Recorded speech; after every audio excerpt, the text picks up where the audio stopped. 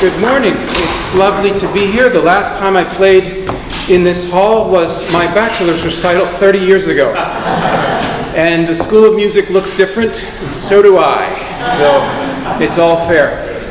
Our topic today is improvisation in 18th century forms. It's my area of interest and research. So I would like to start by improvising some kind of fantasia or toccata or something. May I ask for any major or minor key from the audience, please? I had F major first, but there's always one in every crowd. Yeah, and so I actually practice all the time in the enharmonic keys because you or your kind are everywhere I go. Way ahead of you. So this will be, I think, roughly in the style of maybe Handel with a little bit of Johann Hieronymus Pachelbel or J.C.F. Fischer or whoever comes to mind.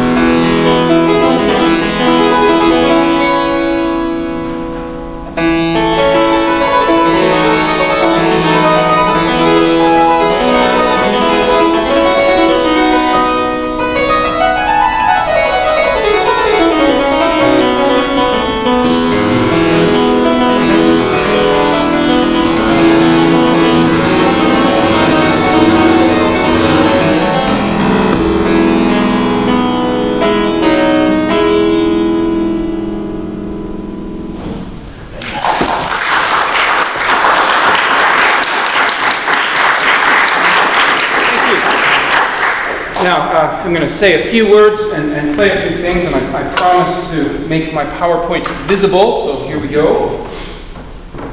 Such beautiful instruments they have here. It's really quite amazing. So I'm very interested in reviving improvisation from earlier times, from especially the 18th century, for several reasons. One, I just think it's cool. It's a lot of fun to walk out and play music and not actually know quite where it's going to go. Like riding a roller coaster for the first time. You don't know what's going to happen, and there's a unique thrill to that.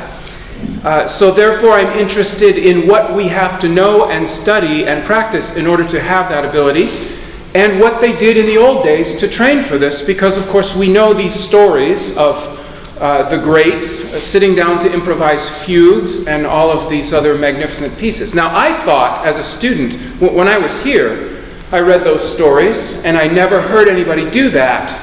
So I assumed that Bach and Mozart and Buxtehude and Handel had supernatural powers that were not available to others. And that seemed to be the consensus because nobody else was trying to do this in the exalted piano department at the University of Michigan. And then later in studying that time, I found, no, actually they mostly could. In fact, even a mediocre musician could improvise a mediocre fugue, because the method and thought processes of improvisation were part of the core musicianship of that time. It was not an extra topic or something you'd sprinkle on top. It was baked right into the cake of 18th century musicianship. And I'll give you one example of something I've been studying and my own assumptions about how this would have been used by Liebhaber or amateur musicians. So we have here several examples of the rule of the octave, which has been mentioned before at this gathering. Rule of the octave is a method of harmonizing an ascending or descending bass. And I have here 4 examples. These are taken from Fedele Fenaroli's Regole di Musica, his Rules of Music. And if you want a copy of that, write to me and I'll get you that. These are beautifully typeset and translated by Bob Yerdigan. What's interesting to me is that rule of the octave is the third thing that Fenaroli taught new students. The first thing was consonances and dissonances, thirds and sixths and seconds and fourths. The second was cadences, how to play cadences in all keys. And this was the third thing, how to deal with the ascending and descending scale. Interestingly, everybody taught rule of the octave, but it's almost impossible to go through literature of the time and find a complete ascending and descending example in written music. I did finally find one with the help of a couple of scholars. There's one in Handel, and there's one in Lully, and a few other places. My assumption is this was taught so early and so basically that any self-respecting composer would actually be embarrassed to write this in a piece. It would be like an English professor here starting a novel, Once Upon a Time. Everybody knows it, and everybody knows that you can skip over that to something more advanced. However, this pattern of rule of the octave, I think C.P.E. Bach was referring to it when he said, listen, you keyboard players, when you're supposed to improvise and you draw a blank and you don't know what to do, improvise upon a scale. And I think what he meant was use your rule of the octave skills and you can make a piece of music. So let me first play the rule of the octave. And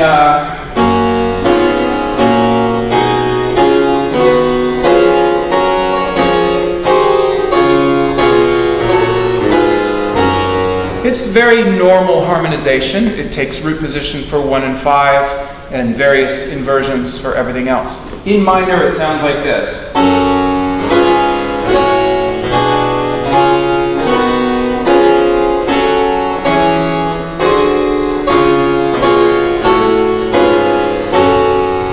So, in Fenaroli's treatise, and then in his subsequent Partimento, in the first Partimento, what we see is a bass line that consists only of segments of the rule of the octave, cadences, and key changes. So all the student has to know is these 3 ways of handling bass lines. So I'm going to play a piece that would be considered very basic. I'm going to take rule of the octave, but I'm going to break it up into a slightly more interesting keyboard figuration. So this is my guess at how a beginning, a Liebhaber keyboard player would improvise upon a scale. So we'll do the minor version of ascending and descending.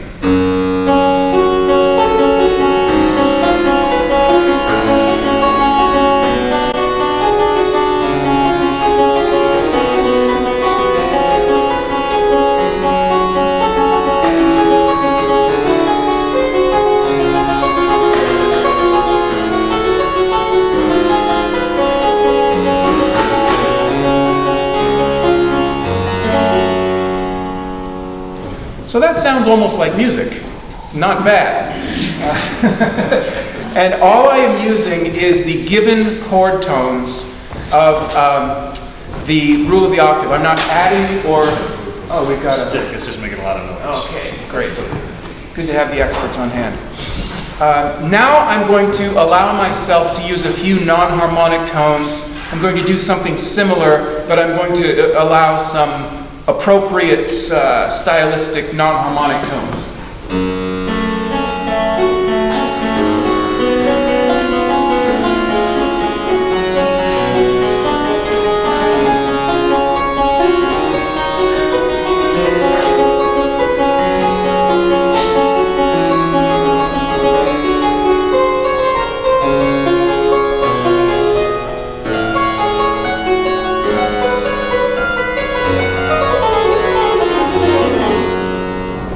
And so these start to add interest and are really quite easy to manage because with all of this stepwise movement, all you have to do is choose a voice and delay its resolution, and you get a really nice kind of suspension. And then one other method to improvise upon this, we could use the unmeasured arpeggiated style that we very often see in Handel and Fischer, and probably derives from Couperin. But anyway, I'll do the same thing now with rule of the octave in that style. And let's go to major, shall we?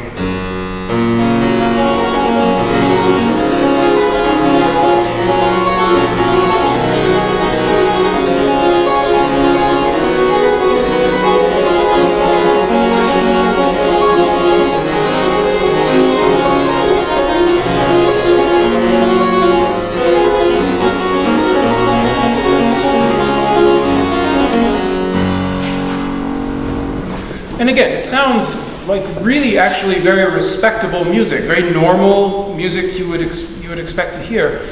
And yet it's formulated from an extremely simple method that was taught to the Liebhaber.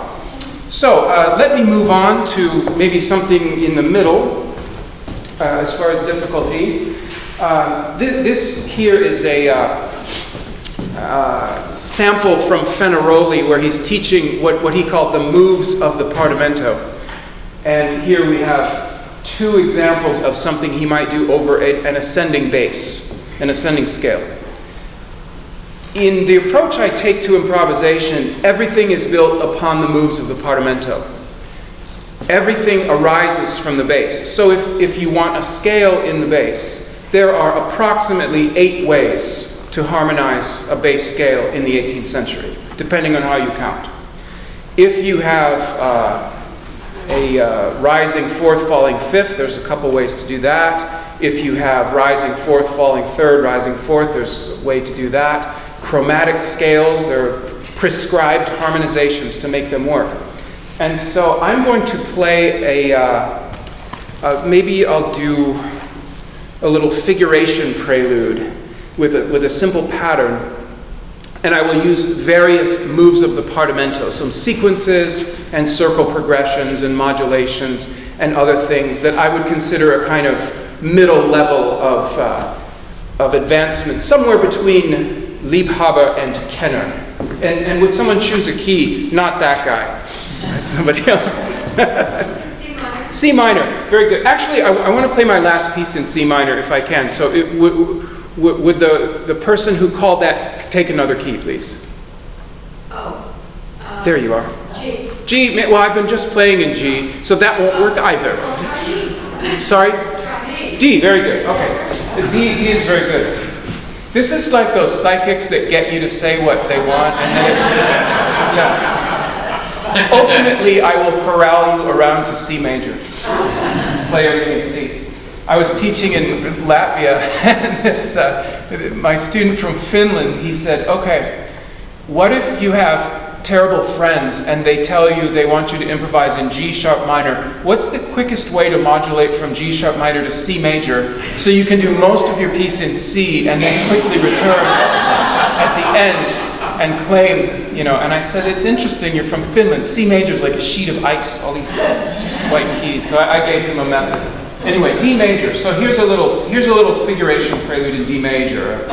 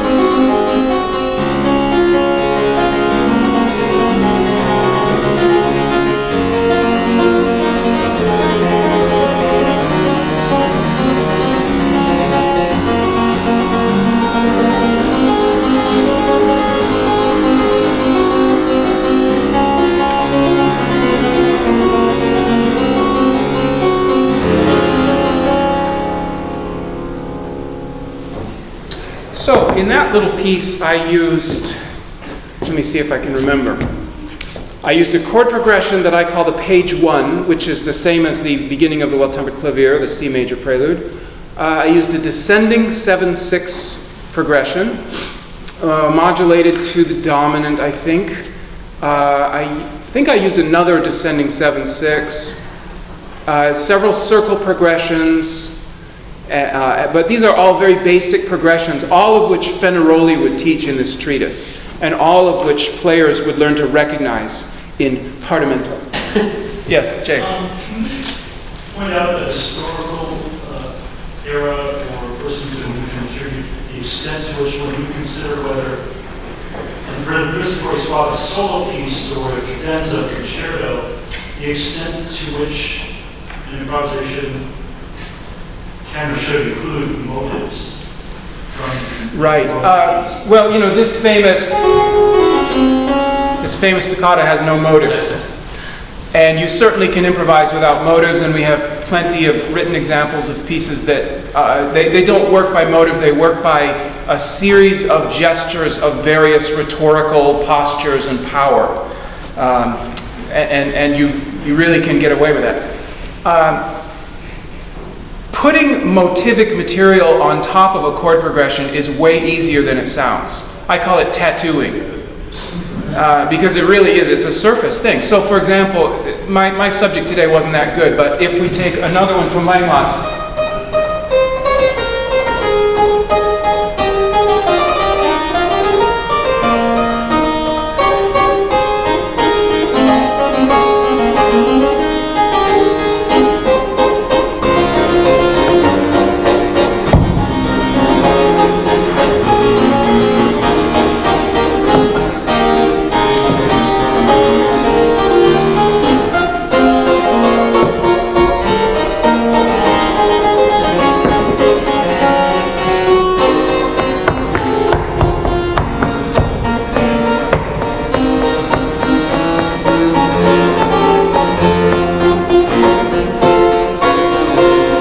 It's not that hard to make this all sound like it belongs. All I'm doing is I'm taking that little 8-note staccato idea and the occasional 2/16ths and just sticking them in somewhere where I have mental space to do it.